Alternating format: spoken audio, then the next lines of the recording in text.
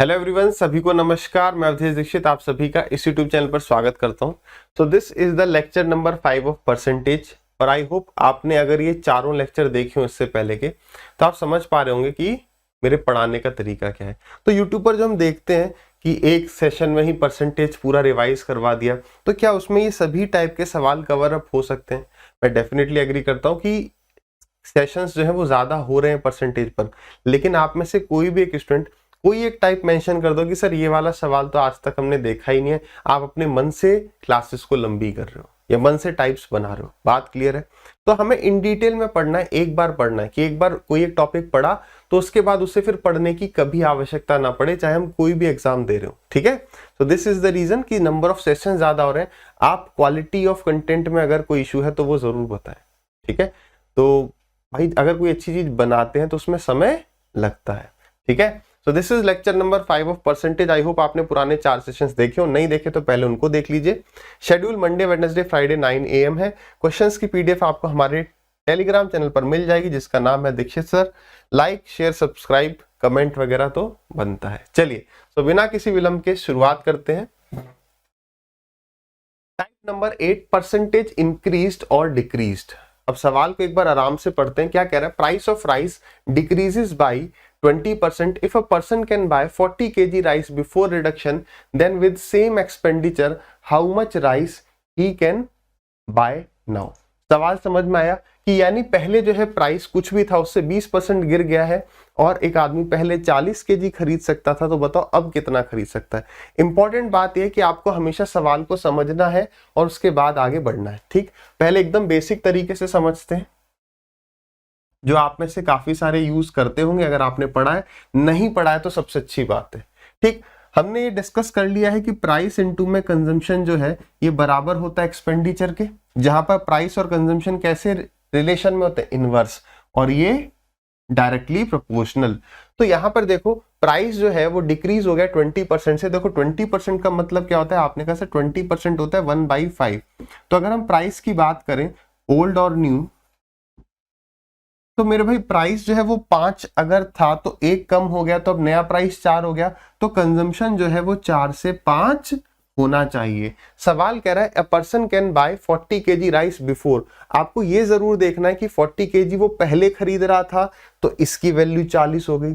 अगर वो 40 kg अब खरीद रहा है तो इसकी वैल्यू 40 होगी। आई होप ये बात क्लियर है। ठीक है, तो अब उसने कहा है कि ये 4 की वैल्यू 40 है तो 5 की वैल्यू बताओ 50। अगर वो कहता कि 40 kg वो अब खरीद पा रहा है आफ्टर रिडक्शन, यानी मूल्य कम होने के बाद, तो यहां पर 5 की वैल्यू 40 हो जाती, 1 की वैल्यू कितनी आ जाती? 8। तो पहले कितना खरीद पाता? 32। ये हो गया एकदम बेसिक तरीका।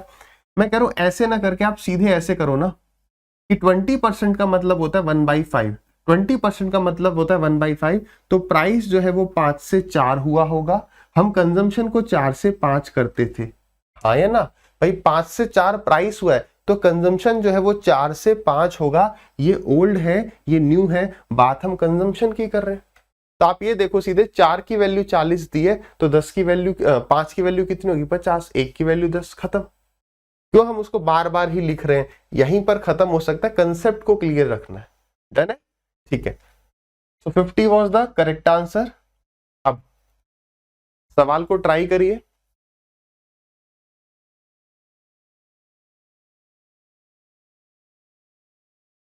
आई होप आंसर आ गया होगा। अगर आपका किसी भी सवाल का उत्तर नहीं आता है ना, तो आप आराम से उसको क्या करो, पॉज करके वीडियो को देखते रहो।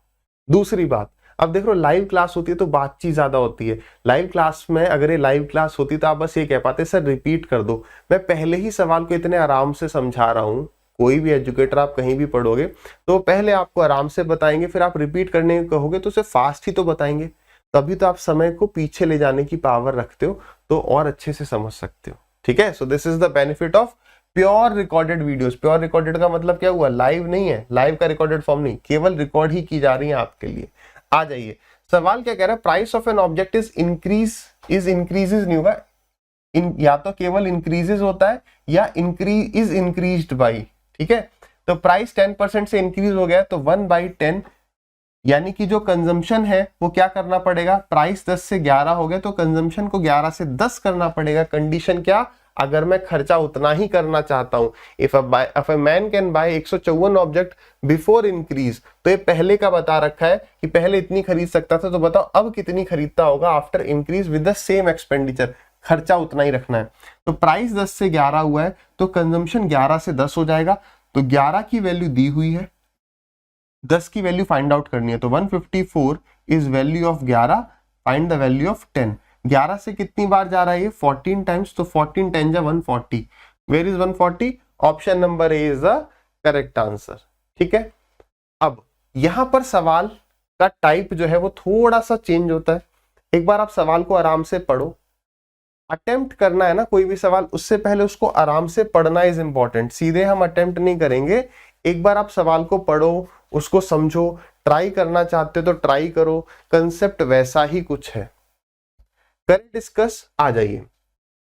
कह रहा है price of eggs is increased by 25% due to which a man can buy 4 eggs less for 240 rupees, find reduced price of an egg. बिल्कुल बेसिक से पहले देखेंगे, प्राइस इनटू कंजम्पशन एक्सपेंडिचर होता है, तो प्राइस जो है ओल्ड न्यू, प्राइस 25% से बढ़ा है, 25% का मतलब 1/4, तो पहले प्राइस अगर 4 था तो अब प्राइस कितना हो गया, 5। इसका मतलब ये हुआ कि कंजम्पशन जो है वो 5 से कितना हो जाएगा, 4। कंजम्पशन 5 से कितना हो जाएगा, 4। तो अब वो कितना कम खरीद पा रहा है, देखना कितना कम खरीद पा रहा है, 4 अंडे। लेकिन यहां मैं देख पा रहा हूं 4 अंडे नहीं, 1 रेशियो, तो मैं कह सकता हूं 1 रेशियो बराबर 4 अंडे। यानी पहले अगर वो 20 अंडे खरीदता था तो अब कितने अंडे खरीदता होगा, 4 4 जा 16। यहां तक आ गए।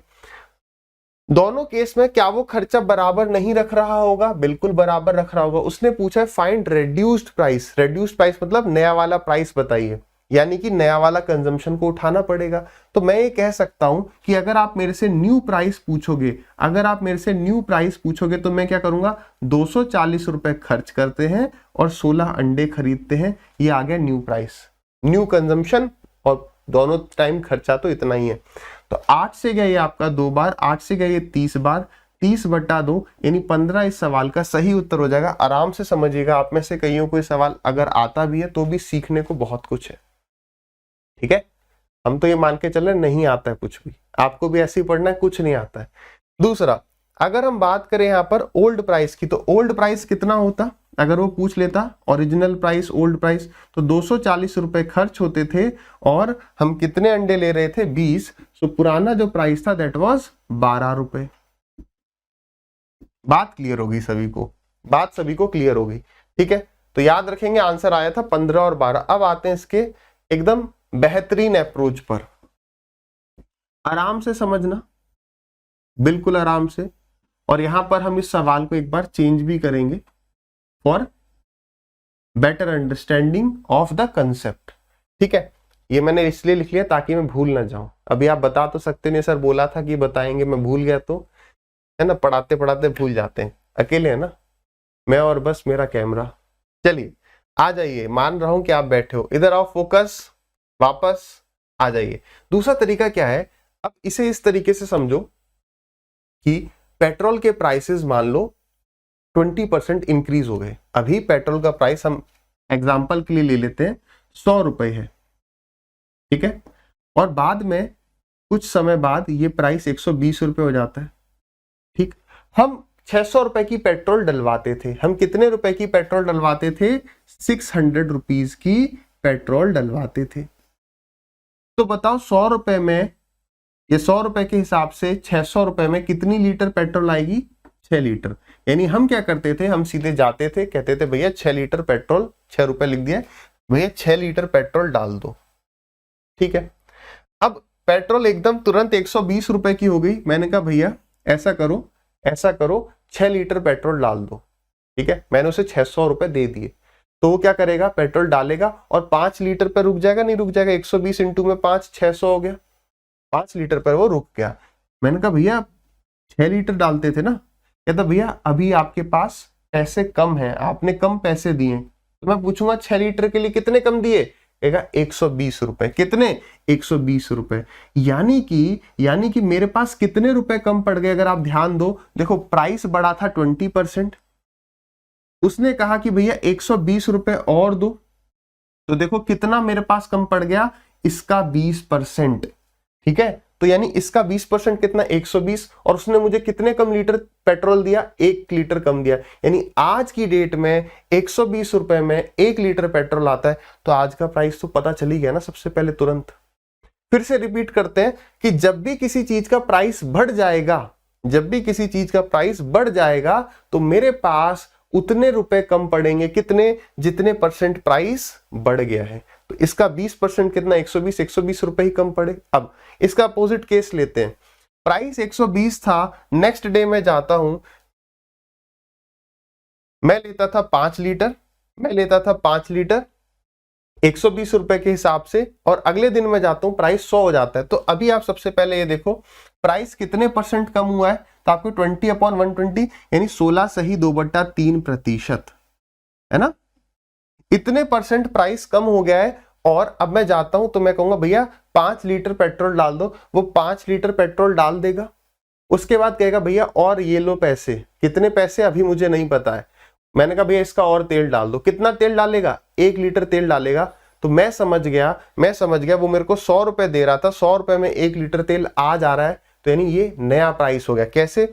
जब प्राइस कम होता है तो जितने परसेंट कम होता है उतने ही पैसे आपके बचने लग जाते हैं। तो 16 सही 2/3, इसका कितना हो गया, 1/6। कितना, 1/6। तो 1/6 यानी 100 रुपए बचेंगे, 100 रुपए में आज 1 लीटर आता है। अब इसी कंसेप्ट को जरा यहां अप्लाई करके देखते हैं। देखिए price of x is increase by 25%, price कितना बढ़ गया, 25%। इस वजह से एक आदमी अब 4 अंडे कम खरीद पाता है, कितने रुपए में, 240 रुपए में।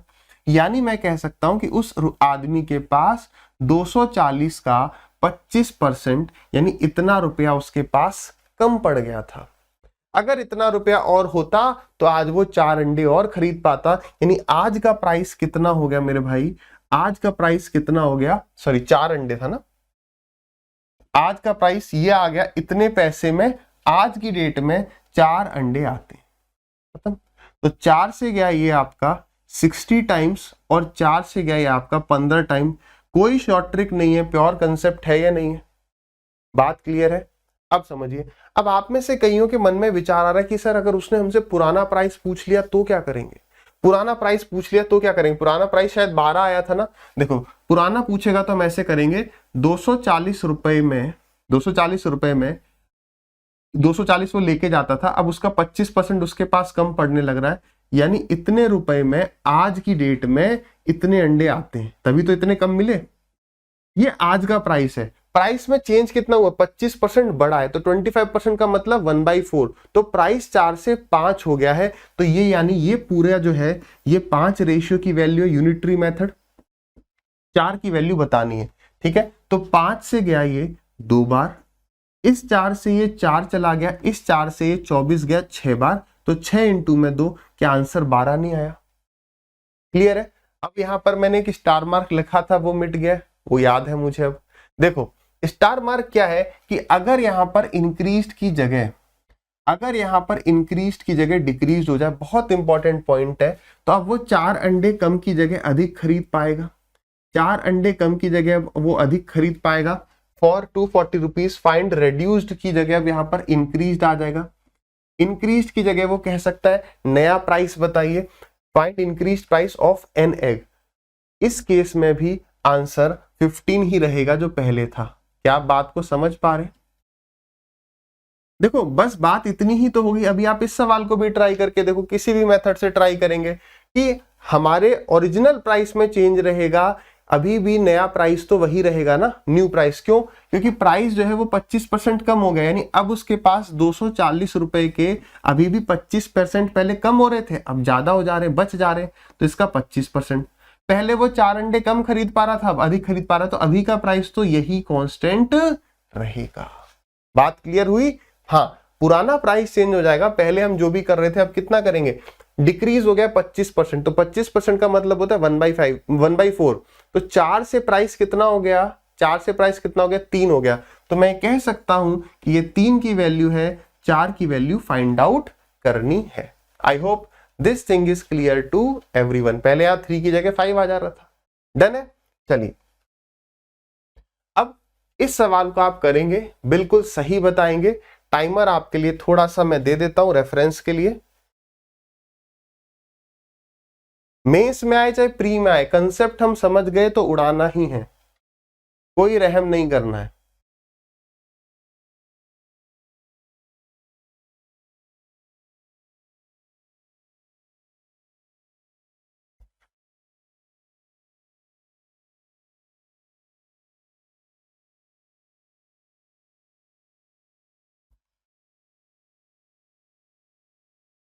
डन है।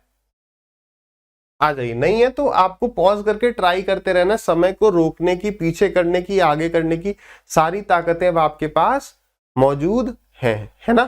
चलिए तो सवाल क्या कह रहा है, due to 25% fall in the rate of eggs, one can buy 2 dozen eggs more than before by investing 162 रुपए देन द ओरिजिनल रेट पर डजन। ध्यान देना है।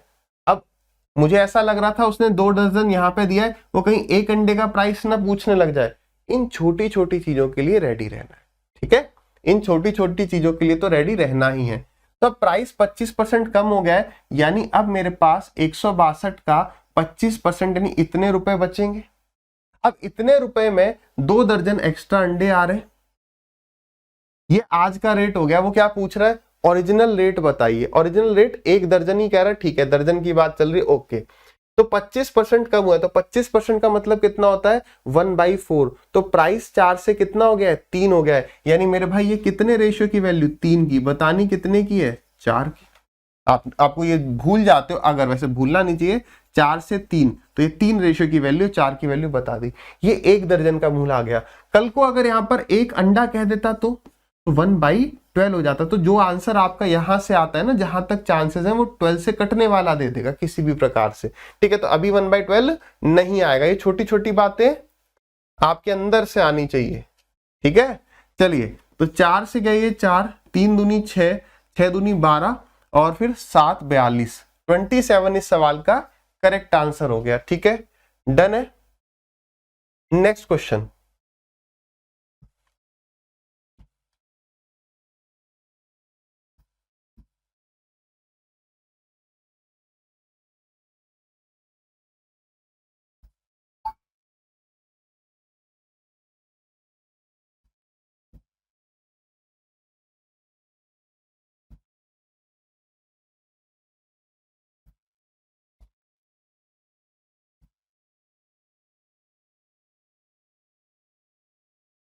डन, पहले ही हो चुका था।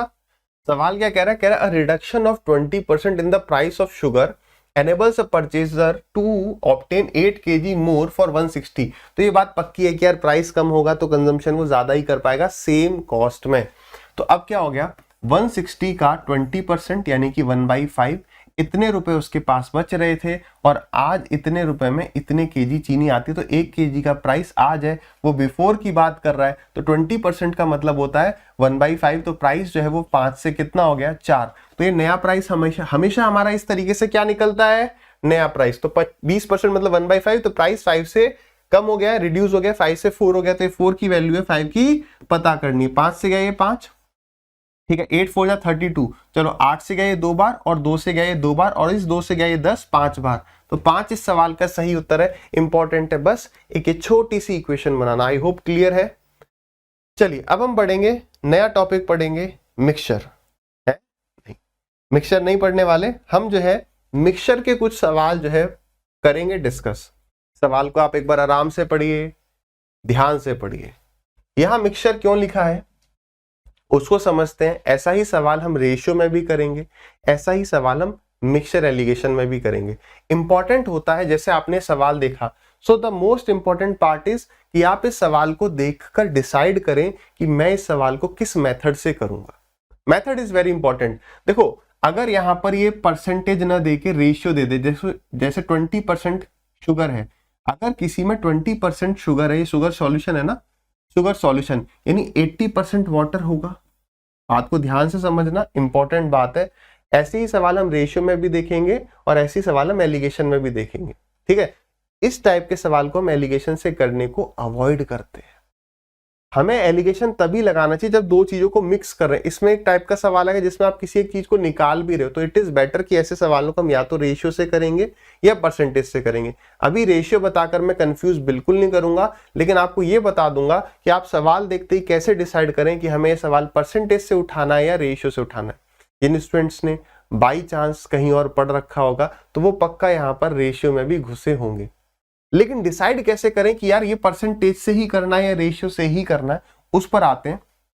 जब वो सवाल में परसेंटेज दे रहा है तो परसेंटेज से करो, इतना आसान है, और रेशियो दे रहा है तो रेशियो से करो। यानी अगर वो यहाँ पे देता कि एक शुगर सॉल्यूशन में शुगर और वाटर का अनुपात, शुगर 20% तो वाटर 80% हो गया टोटल, क्योंकि 100 होता है, तो ये रेशियो कितना आया 1:4 आया नहीं आया। तो अगर वो यहाँ पर रेशियो के फॉर्म में देता है तो सवाल रेशियो से करते हैं, अगर परसेंटेज की फॉर्म में देता है तो परसेंटेज। क्यों? क्योंकि अगर आप परसेंटेज को रेशियो में कन्वर्ट कर रहे हो then we are wasting our time, क्योंकि दोनों केस में कंसेप्ट हम सेम ही लगा रहे होते हैं। आ जाइए अब बढ़ते हैं हम कंसेप्ट पर।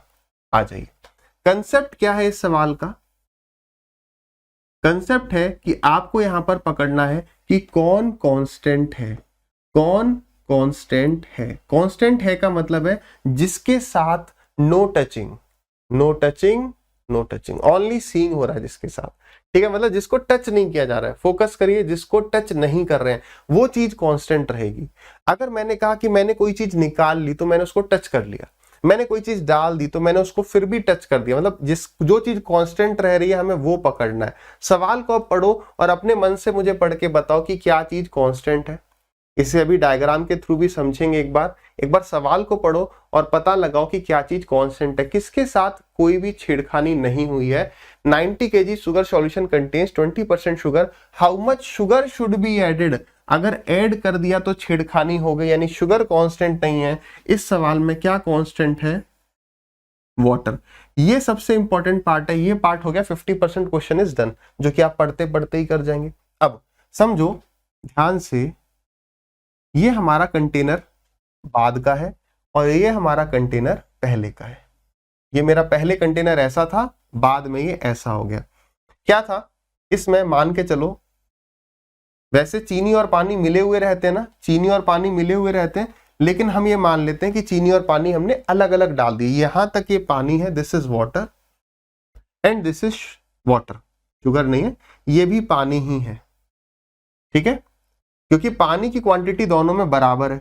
इसके ऊपर कुछ चीनी रही होगी, इसी प्रकार इसके ऊपर भी वही चीनी रही होगी। अभी ये 90 kg का है, 90 kg था ना, और अभी ये भी 90 kg का है। लेकिन बाद में जब मैं यहां से यहां जा रहा हूं तो इसमें हमने x kg क्या मिला दिया है, मान लेते हैं, मुझे नहीं पता वो शुगर कितनी मिलाई, x kg मैंने शुगर मिला दी, तो यहां पर ये x ऐड हो जाएगा।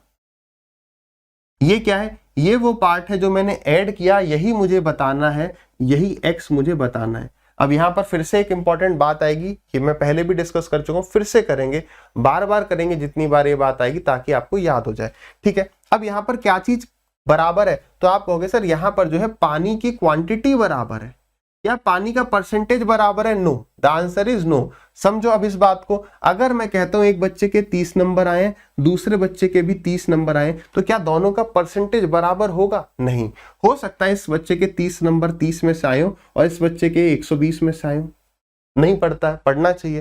तो इसके 25% है, इसके 100% है, यानी कि कितने में से है वो इंपॉर्टेंट रहता ही रहता है। तो बस यही बात है, हम यहां पर कह रहे हैं कि वाटर की क्वांटिटी दोनों जगह पक्का सेम है, परसेंटेज अलग है, ये हम भी मानते हैं, हम मानते हैं। तो यहां पर अब देखो क्वांटिटी कितनी है 90, 90 में से पानी कितना है जरा पकड़ना, 20% चीनी है तो 80% पानी होगा।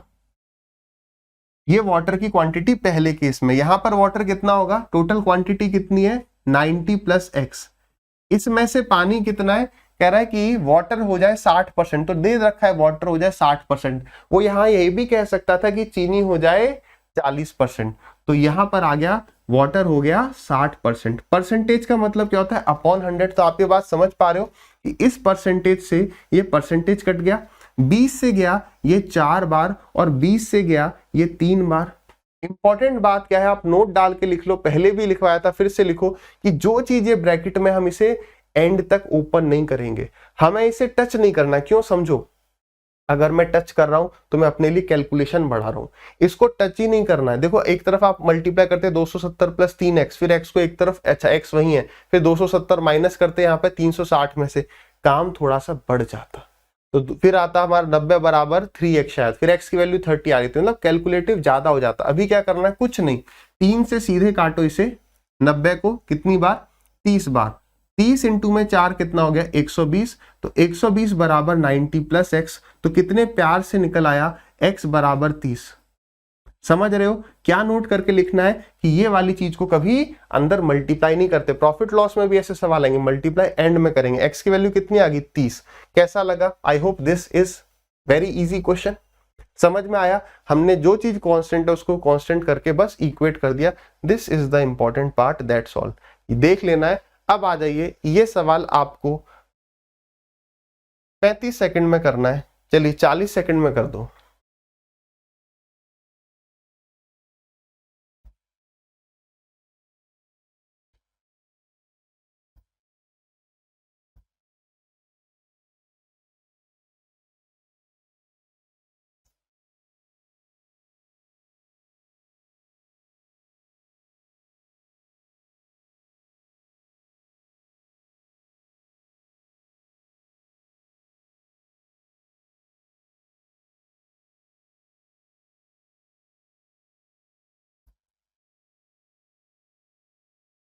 आ जाइए डिस्कस करें।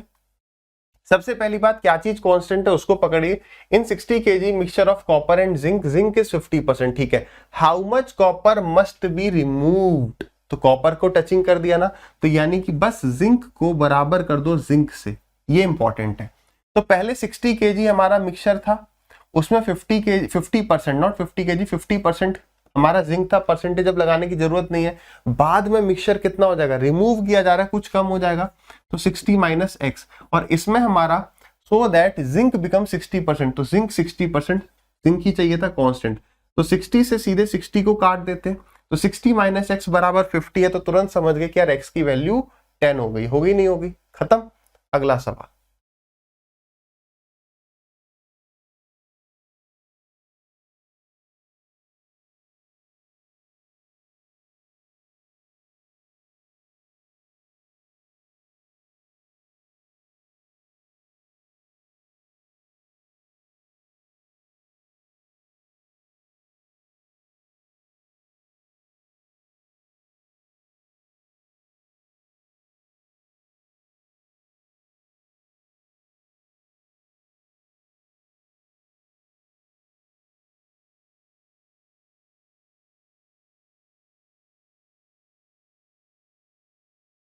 करें, देखिए अब क्या कह रहा है, in 70 kg mixture of copper and zinc, copper is 10%, copper कितना 10%, how much copper must be added, तो कॉपर फिर से ऐड ही किया जा रहा है, तो जिंक बराबर हो गया जिंक के, ठीक है। सो दैट इट बिकम्स, अब थोड़ा सा अंग्रेजी का यूज कर रहा है, सो दैट इट, ये इट किसके लिए यूज हो रहा है, जो चीज ऐड करी गई है कॉपर के लिए, तो ताकि कॉपर जो है वो 40% हो जाए। तो पहले कॉपर कितना था 10%, तो 70 का 10 निकालेंगे 90 क्योंकि जिंक देखना है 90 बराबर, बाद में जो है कॉपर कितना हो जाना चाहिए, कॉपर हो जाना चाहिए 40%, तो 60% जिंक रहेगा। आप आगे पीछे कर सकते हो ना, क्वांटिटी पहले 70 थी, यहां पर 70 प्लस एक्स इंटू 60 कर दो, या 60 इंटू में 70 प्लस एक्स कर दो, बात एक ही है। बाद की क्वांटिटी कितनी होगी 70 प्लस एक्स, तो 30 से गया ये 2 बार, और 30 से गया ये 3 बार, 2 से गया ये कितनी बार 35 बार, 35 इंटू में 3 इज 105, तो 105 बराबर 70 प्लस एक्स, तो मेरे भाई एक्स की वैल्यू कितनी, एक्स की वैल्यू कितनी 35। डन है, ये सवाल इस पर आए हैं मेंस में, शायद रिसेंटली कोई नहीं आया, बट पहले आते रहे हैं। अभी भी प्री वगैरह में सीजीएल, सीपीयू, एमटीएस, एलडीसी, जितने भी एग्जाम बाकी हैं उसमें एक आधी सवाल यहां से देखने के लिए प्री में मिल जाता है, ठीक है। इसी में किशमिश वाला एक बार सवाल आया था, अंगूर जो है उसमें से पानी उड़ गया तो वो किशमिश बन गया, इसी टाइप पे, इसी कंसेप्ट पर।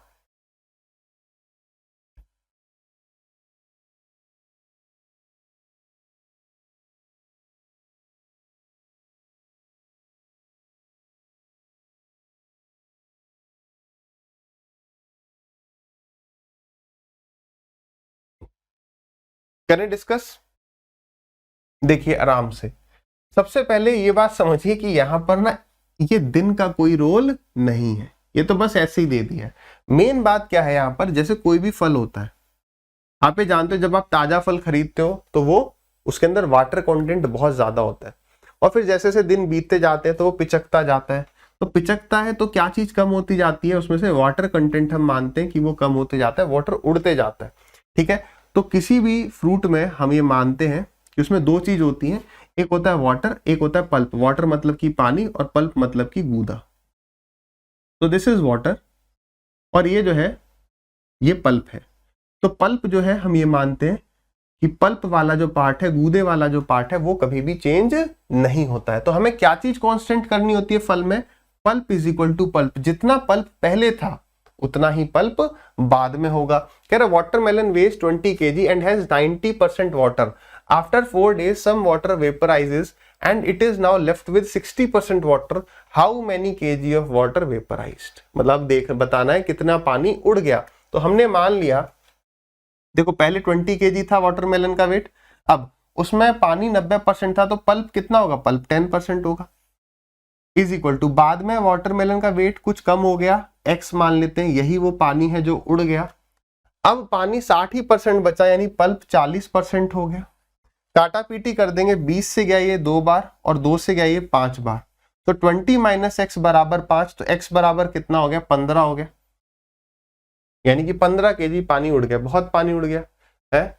चलिए अब हम पढ़ेंगे वेन डायग्राम। ठीक है, इस पर सवाल डेफिनेटली पूछे जाते रहते हैं, ये तो इतना इंपॉर्टेंट है कि इस पर सवाल रीजनिंग में भी आ जाता है।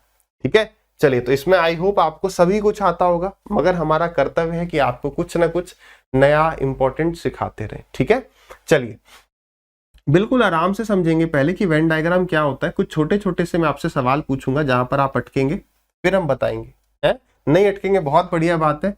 इसे कहते हैं यू। यू मतलब कि यूनिवर्सल सेट। सेट थ्योरी पर हम डिटेल में नहीं जा रहे, सेट थ्योरी का एक पार्ट है वेन डायग्राम यानी वेन आरेख। ठीक है, तो यू यूनिवर्सल सेट मतलब जिसके भी बारे में आप बात करोगे वो सब इसके अंदर है, पूरी सृष्टि इसके अंदर है, पूरा यूनिवर्स इसी के अंदर है, जिस बारे में लेकिन आप बात करोगे उसके। ठीक है, अब इसी में से कोई होगा ए और कोई होगा बी। अब इसका मतलब क्या है, मैंने ये क्या बनाया, मैंने बनाया कि हम यहां पर बात कर रहे हैं वो लोग जो न्यूज़पेपर ए और जो लोग न्यूज़पेपर बी पढ़ते हैं। इंग्लिश में हो सकता है ये कह लो, अभी ई और एच कह लेते हैं।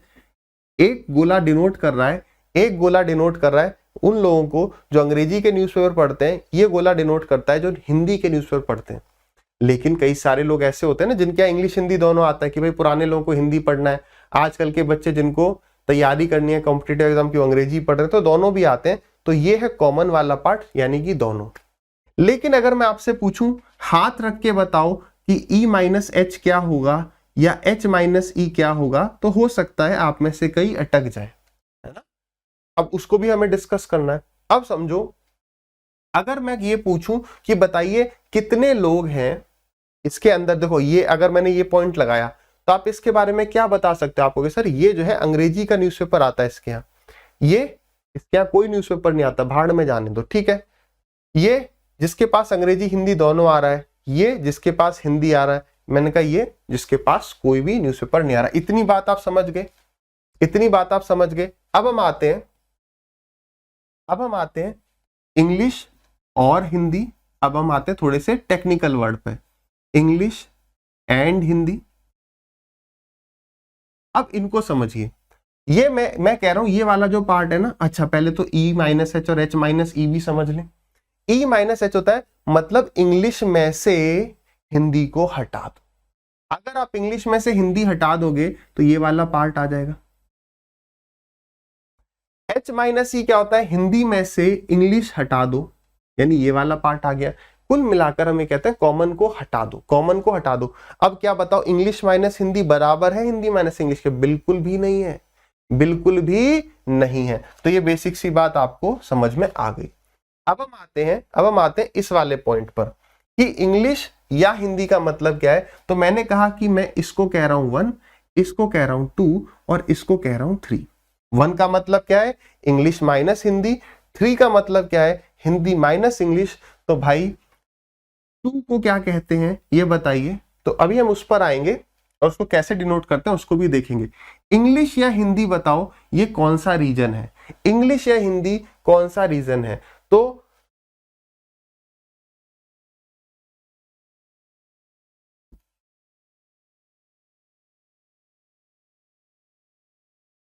इसके साथ कंफ्यूज नहीं करना है, ये दोनों अलग अलग चीजें हैं। इंग्लिश का न्यूज़पेपर आता हो या हिंदी का न्यूज़पेपर आता हो तो यानी कि 1 + 2 + 3 यानी दोनों भी आएंगे तो भी चलेगा। इसी को कहते हैं ई यूनियन एच। यू का मतलब होता है यूनियन, मतलब कि केवल अंग्रेजी भी केवल हिंदी भी दोनों आएंगे तो भी चलेगा। अभी हम इसके फॉर्मूले पर भी आएंगे। बात समझ में आई। अब यहां पर जो और होता है ना, इसका मतलब हिंदी में होता है या। दोनों भी होंगे तो भी चलेगा, एक भी होगा तो भी चलेगा। इंग्लिश एंड हिंदी, एंड का यहां पर मतलब होता है और, हिंदी वाला और, ठीक है। तो इंग्लिश और हिंदी का मतलब हुआ केवल और केवल पार्ट नंबर 2। दोनों चाहिए मुझे, दोनों, तो इसी को कहते हैं हम ई इंटरसेक्शन यू या ई इंटरसेक्शन एच। इंग्लिश और हिंदी है ना, यू थोड़ी, इंग्लिश इंटरसेक्शन हिंदी, मतलब जो पार्ट दोनों के बीच में कॉमन हो दैट इज 2। अगर मैं कहूं ओनली इंग्लिश, अगर इतनी ही बात हूं केवल इंग्लिश, तो इसका मतलब हो गया ई -h। ठीक है, समझ में आ रहा है ना, यानी कि 1। इसको ऐसे डिनोट कर सकते हैं। अगर मैं कहूं केवल हिंदी तो इसको कह सकते हैं 3 या h -e। अब यहां पे कह दिए और, मतलब प्लस कर दो, दोनों, ये केवल चलेगा ये केवल चलेगा, इनमें से कोई भी होगा तो भी चलेगा, तो इसको कहेंगे हम 1 + 3। ये छोटी छोटी बातें, ये वाला जो पार्ट हमने समझा ये रीजनिंग के लिए इंपॉर्टेंट बन जाता है। आई होप सभी को समझ में आया होगा। ठीक है, अब हम फॉर्मूला देख लेते हैं। अब हम फॉर्मूला देख लेते हैं किसका, एन ई यूनियन या ए यूनियन बी से समझते हैं। यही फॉर्मूला है। ए यूनियन बी क्या होता है, तो ये होता है n A plus n B minus n A intersection B. अब इसका मतलब क्या है कि ए और बी के अंदर कुल मिलाकर कितने नंबर्स होंगे या कितने लोग होंगे, कुछ भी, तो उसको समझो। ये फॉर्मूला तो आपको याद है, लेकिन ये आया कहां से, एक बार देख लो, फटाक से समझ में आ जाएगा। ये 1 है, ये 2 है, ये 3 है, ये ए है और ये बी है। मैंने कहा ए बताओ, तो आप कहोगे सर ए मतलब कि 1 + 2। मैंने कहा ए के अंदर क्या है, तो आपने कहा 1 + 2। ये लोग नहीं है, ये रीजन है। रीजन का मतलब ये वो हिस्से को दर्शा रहा है, 1 2।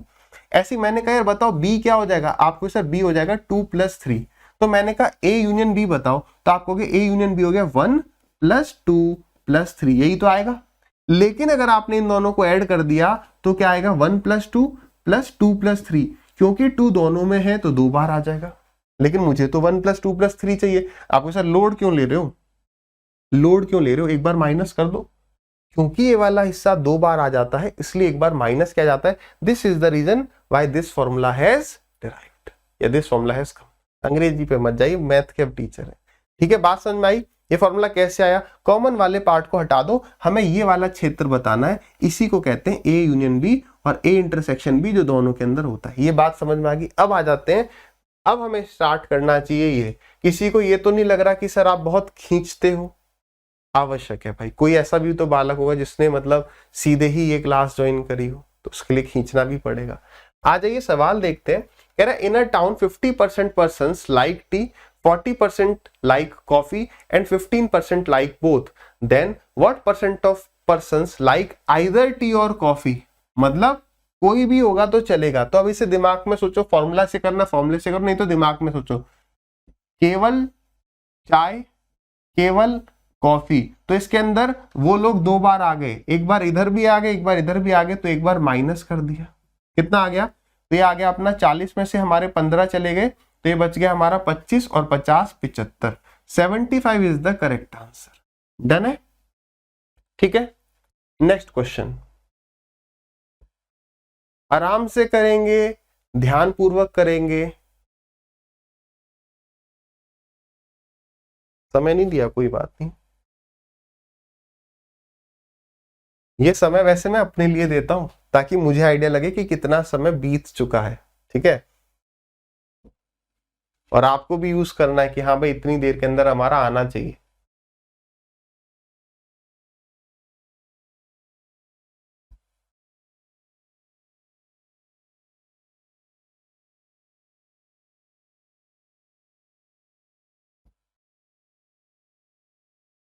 आ गया? नहीं आया तो पॉज करिए, समय को रोकिए। अब इसको पहले एक बार वेन डायग्राम से समझ लेते हैं।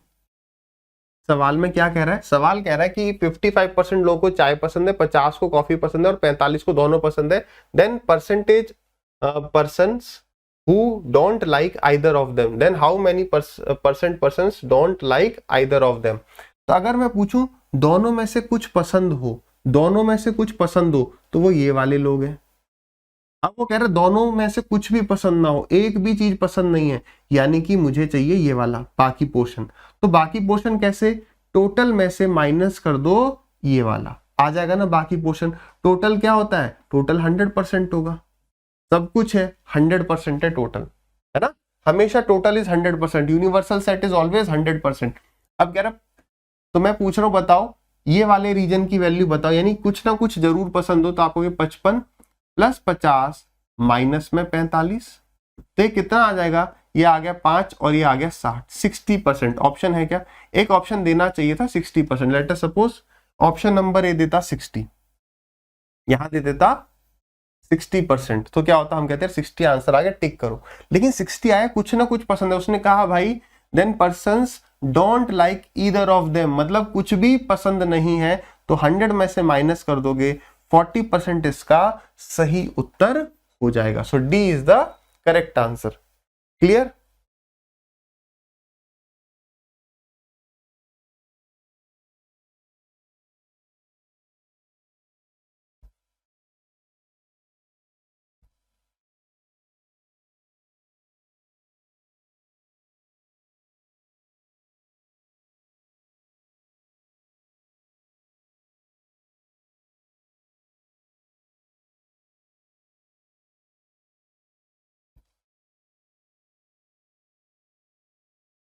मेंस का सवाल है, बढ़िया सवाल है, कर सकते हैं।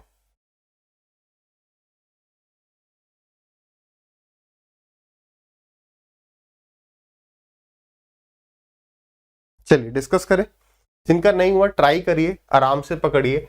इन an examination 73% candidates passed in quantitative aptitude test, 70% passed in general awareness and 64% in both. अगर 6300 फेल हो गए दोनों में, तो बताइए टोटल कितने नंबर ऑफ एग्जामिनीज कितने थे? अब समझो, अभी तक हम परसेंटेज में बात कर रहे थे, अब उसने मुझे क्या दे दिया? नंबर दे दिया। इस सवाल को पढ़ के हमें ये समझ में आ रहा है कि जो भी एग्जाम है उसमें केवल 2 सब्जेक्ट्स हैं। ठीक है, तो उसने हमें क्या क्या दे दिया है? उसने हमें सब दे दिया है जिससे हम ये निकाल सकते हैं। ये निकालने के बाद मैं निकाल लूंगा कि ये कितना परसेंट है, तो परसेंटेज में मेरे पास आ जाएगा। उसने कहा ये परसेंटेज जो है 6300 है। क्यों?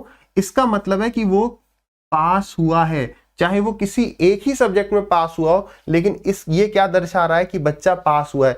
अगर मैं कहूं जो बच्चा यहां पर है, इसका क्या मतलब है? इसका मतलब ये बच्चा दोनों में फेल हुआ है।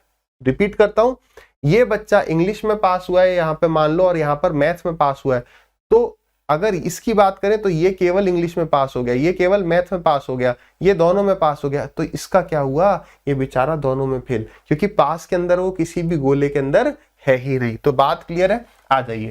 तो इसमें क्या करेंगे? इन एन एग्जामिनेशन 73% पास हो गए, ठीक है, प्लस 70 पास हो गए जनरल अवेयरनेस में, माइनस 64 जो है दोनों में पास हो गए, क्योंकि दोनों जगह ले लिया, माइनस कर दिया, तो ये आ गया 6, 79 आ गया।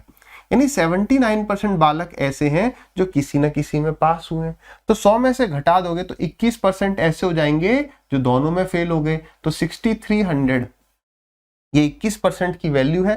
तो यूनिटरी मेथड लगा दो या काटा पीटी कर दो। 6300 सीधे हम एग्जाम में करते, ये 21% है, 100% की वैल्यू बतानी है। 21 से सीधा 3 बार कट रहा है, 3 के पीछे बहुत सारे जीरो हमारा आंसर है ना? बहुत सारे का मतलब 4। कोई और ऑप्शन? अलर्ट कब होना है? जब मेरे पास एक ऑप्शन ये होगा तो मैं अलर्ट हो जाऊंगा। अभी मुझे पता है कि 3 के पीछे कुछ जीरो आंसर होगा। डन है? चलिए आगे बढ़ते हैं अगले सवाल पर। कर पाएंगे अभी से?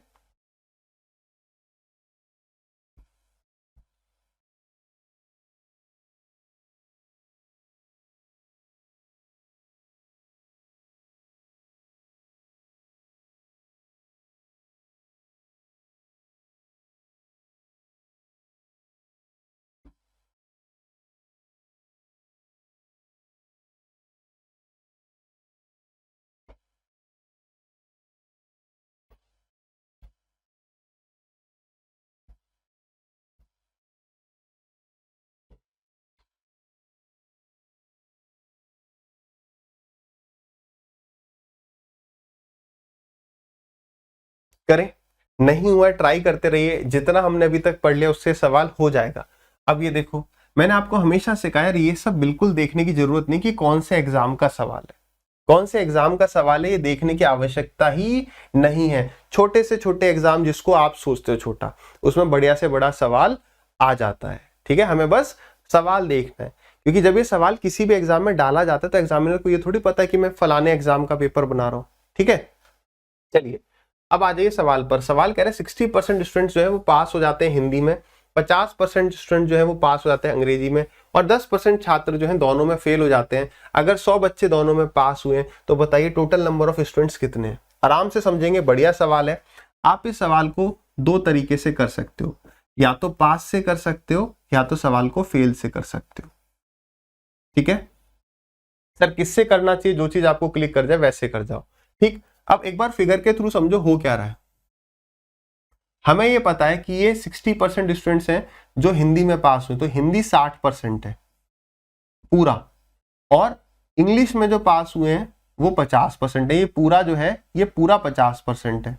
मुझे ये नहीं पता कि ये कॉमन वाला पार्ट कितना है, लेकिन इसको नंबर में बता रखा था 100। ये नंबर में बात करें तो ये 100 है, परसेंटेज नहीं पता। लेकिन उसने ये कह रखा है कि जो दोनों में फेल हुए, तो दोनों में फेल मतलब बाहर वाला हिस्सा पूरा, तो ये वाला हिस्सा कितना दे रखा है, वो है 10%। 10% जो है बच्चे दोनों में फेल हुए। तो फिगर से अगर आपके दिमाग में फिगर क्लिक करता तो आप तुरंत समझ पाओगे कि यार फेल होने वाले वो बच्चे जो दोनों में फेल हुए हैं वो 10% है, यानी किसी ना किसी सब्जेक्ट में पास होना, यानी इंग्लिश और हिंदी इज इक्वल टू 90। या फिर मैं ये कह सकता हूं ना, ई यूनियन, या का मतलब क्या होता है और का मतलब यूनियन। तो इंग्लिश या हिंदी में पास होने वाले बच्चे 90% है, तो बराबर इंग्लिश प्लस हिंदी माइनस जो दोनों में हुए पास। तो ये कितना हो गया, यानी x की वैल्यू कितनी होगी, 60 और 50 110 माइनस में 90, यानी ये आ गया आपका 20%। तो 20% बच्चे ऐसे हैं जो दोनों में पास हुए, और 20% की वैल्यू 100 है, तो 100% की वैल्यू कितनी, 5 टाइम्स कर दोगे 500 आ गया। ठीक है, अब इसी को अगर मैं इसी सवाल को फेल से करता, ध्यान देना, अगर इसी सवाल को हम फेल से करते तो कैसे करते। अब ये जो हमने वेन डायग्राम बनाया है ये फेल वाले बच्चों को दर्शा रहा है। ये गोला किसको दर्शा रहा है, फेल वाले बच्चों को। सवाल कह रहा है 60% जो है वो पास हुए हैं हिंदी में, 60% जो है पास हुए हिंदी में, तो हिंदी में अब फेल कितने हो गए, तो आपको सर फेल हो गए 40, क्योंकि 60% पास है तो 40% फेल हो गए। इसी प्रकार से अंग्रेजी में पास हुए थे 50%, तो फेल कितने हुए, फेल भी 50%, और 10% दोनों में फेल हुए, और 10% जो है वो दोनों में फेल हुए। अगर मैं पूछूं बताओ टोटल इंग्लिश या हिंदी में फेल होने वाले परसेंटेज कितना, तो आपको सर 50 + 40 90, 90 में से 10 गया तो 80, यानी 80% बच्चे ऐसे हैं जो किसी ना किसी में फेल हुए हैं। टोटल नहीं फेल हुए, 80% किसी ना किसी में फेल हुए हैं। तो 20% क्या होगा, दिस इज 20%। अभी 20% क्या है, या ना ही ये इस गोले के अंदर है, ना ही इसके अंदर, ना ही इसके अंदर, यानी ये दोनों में पास हुआ है, क्योंकि ये किसी में भी फेल नहीं हुआ है और किसी में भी फेल नहीं हुआ है। तो वो यही तो कह रहा है कि दोनों में पास जो हुए हैं वो 100 हैं। तो यहां से भी वही आ रहा है ना, 20% बराबर 100, सवाल खत्म, 100% 500, डन है। चलिए अब हम आ जाते हैं, इसी में 3 वाला केस होता है, इसको हम पहले आराम से समझेंगे। इसका फॉर्मूला क्या होता है, बहुत आसान होता है। जो 3 वाला केस होता है ना वो कंपैरेटिवली आसान होता है, इसमें मुश्किल सवाल बनाना थोड़ा सा मुश्किल है। ठीक है, आ जाइए अब 3 वाले केस को समझते हैं। समय है, जिनको जल्दी थी वो चले गए।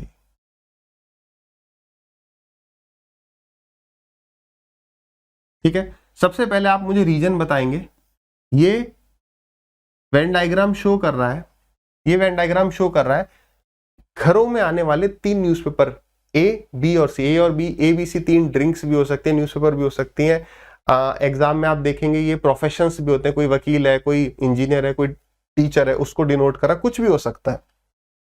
मैं कह रहा हूं ये वाला पार्ट जो है, ये वाला, ये a माइनस बी माइनस सी, इसको मैं क्या कहूंगा, अगर मैं कहूँ 1, ये वाला पार्ट है, ये सर्कल का ये हिस्सा, तो आप कहोगे ये a में से b को हटा दो जो कॉमन है, और c को हटा दो, ये वो रीजन है। ये 2, ये 3, ये 4, ये 5, ये 6 और ये 7। ये 7 हिस्से हैं इस पूरे सर्कल्स के। मैंने आपसे पूछा बताओ वो हिस्सा बताओ जो दिखा रहा हो क्या कि या तो वहां पर घर में न्यूज़पेपर ए आता है या फिर बी आता है। यही मैं पूछ सकता हूं न्यूज़पेपर ए भी आता है और बी भी आता है, तो आप कहोगे ए या बी मतलब केवल ए भी चलेगा केवल बी भी चलेगा और दोनों आएंगे तो भी चलेगा। तो 1 2 5 4 7 6 ये सारे रीजन हो गए कॉमा कॉमा डाल के। मैं कहूं ए और बी दोनों में कॉमन 4 और 7, ठीक है। मैं कह दूं ओनली ए केवल ए तो वो 1 है, ओनली बी केवल 2, only A and B, only A and नहीं आएगा, ओनली ए और बी, केवल ए हो या केवल बी हो तो 1, 2। अब मैंने कहा एग्जैक्टली 2 न्यूज़पेपर आते हो। मैंने क्या कहा, ये वाला सवाल बहुत इंपॉर्टेंट बन जाता है। एग्जैक्टली 2 न्यूज़पेपर आते हो, एग्जैक्टली 2 न्यूज़पेपर आते हैं। एक बार अपने रफ शीट में लिखो ये कि भाई एग्जैक्टली 2 को क्या दिखा रहा है, ये सवाल आता है रीजनिंग में।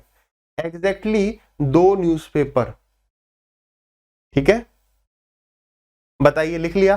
तो देखो एग्जैक्टली 2 कौन सा रीजन है कि एग्जैक्टली 2 तो वो रीजन 4 है, रीजन 5, रीजन 6। यहां पर ही तो 2 का इंटरसेक्शन हो रहा है, यहां पर हो रहा है, यहां पर हो रहा है। आप कहोगे सर 7, तो 7 में तो 3 आ रहे हैं ना। एग्जैक्टली एकदम गिनती के 2 आने चाहिए चाहे वो कोई भी हो, ठीक है। फिर इसी में आ जाता है एक एटलीस्ट। एटलीस्ट का मतलब होता है कम से कम 2 न्यूज़पेपर आते हो, कम से कम 2 न्यूज़पेपर आते हो। अब वो कौन सा रीजन है लिखो फटाक से। एटलीस्ट 2 न्यूज़पेपर, इसमें भी गलती होती है, एटलीस्ट, एटमोस्ट और एग्जैक्टली, ये 3 बहुत इंपॉर्टेंट है। एटलीस्ट, एग्जैक्टली और एटमोस्ट। तो पहले अब हम एटलीस्ट पे आते हैं, कम से कम 2 न्यूज़पेपर आते हो, यानी कि 5 4 6 7, मतलब देखो कम से कम 2 न्यूज़पेपर है। अगर 2 से ज्यादा होगा तो चलेगा, कम से कम 2 होने चाहिए। तो एक न्यूज़पेपर जहां रहा है उसको हटा दो, तो यानी 5 4 6 7।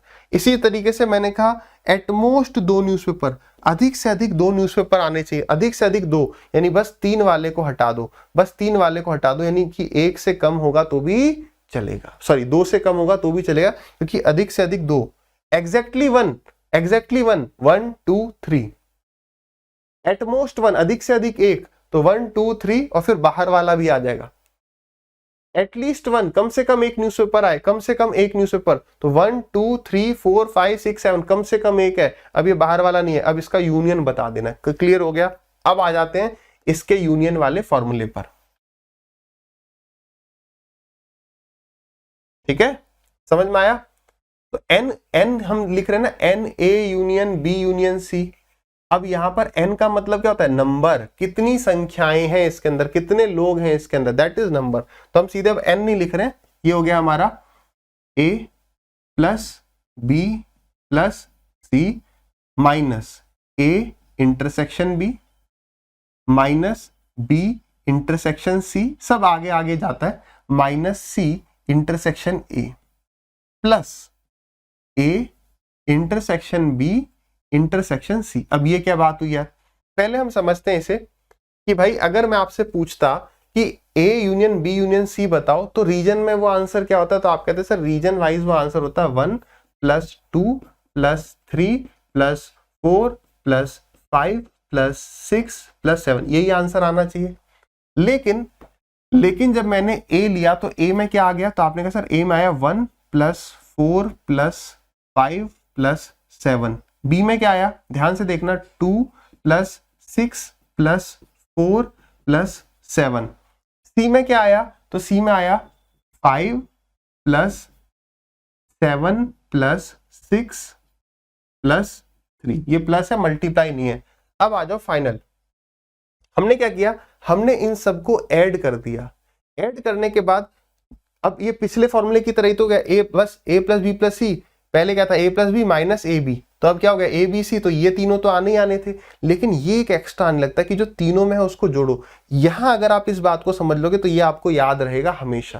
कैसे, देखो ये मैंने क्या किया, सबको ऐड कर दिया। अब दोनों के बीच में कॉमन है, हटाओ, 4 और 7 को हटा दो आप, तो 4 हट गया, 7 हट गया। फिर क्या हटाओगे, 7 और 6 को हटाओगे, तो 7 हट गया और 6 हट गया। फिर किसको हटाओगे आप, फिर हटाओगे 5 और 7 को, 5 और 7 फिर से हट गया। तो मेरे पास अब ये है क्या 1 2 3 4 5 6 7, आपने कहा हाँ 1 है, 2 भी है, 3 भी है, 4 भी है, 5 भी होगा, 6 भी है, सब कुछ है, केवल 7 नहीं है। क्यों? क्योंकि 7 आया 3 बार था, 7 आया 3 बार था और तीनों बार माइनस हो गया। जब ये तीन बार आया और जब कॉमन लिया तो तीनों बार कट गया, तो 7 तो है नहीं इसमें, इसीलिए 7 को ऐड किया जाता है और इसीलिए ये वाला पार्ट आता है। आई होप अब आपको क्लियर है। तो 3 वाला केस का जो सवाल है ना, देखने में बहुत लंबा लगेगा लेकिन उसको सॉल्व करना बड़ा ही आसान रहता है। आ जाइए डिस्कस करते हैं। कह रहे 30% लोगों को चाय पसंद है, 25 को ये, 40 को ये, 15 दोनों, 20 दोनों, 25 दोनों, 10% तीनों। फाइंड कितने को कुछ भी पसंद नहीं है, यानी कि मैं टोटल निकाल लूंगा और उसे 100 में से माइनस कर दूंगा। तो कितना हो गया 30 प्लस, ये तो आसान है, प्लस 25 प्लस 40, माइनस दोनों में, माइनस दोनों में, माइनस दोनों में और प्लस तीनों में। आराम से लिखना, कुछ छूट ना जाए। डन। कितना आ गया, प्लस वाले जोड़ लो भाई, 40 50 60 70 80 90 95 और 10 105, माइनस 20 30 40 60, कितना आ गया 45। तो 45% लोगों को कुछ ना कुछ पसंद है। 45 ऑप्शन दिया भी हुआ है, हम टिक भी कर सकते हैं, इसको ए डाल दो। करेक्ट आंसर कितना हो, जिसको कुछ भी पसंद ना हो तो वो हो जाएगा 100 माइनस 45। तो कितना आ गया 55% इस सवाल का सही उत्तर हो जाएगा। क्लियर है? चलिए, तो आई होप आपको ये सेशन बढ़िया लगा हो।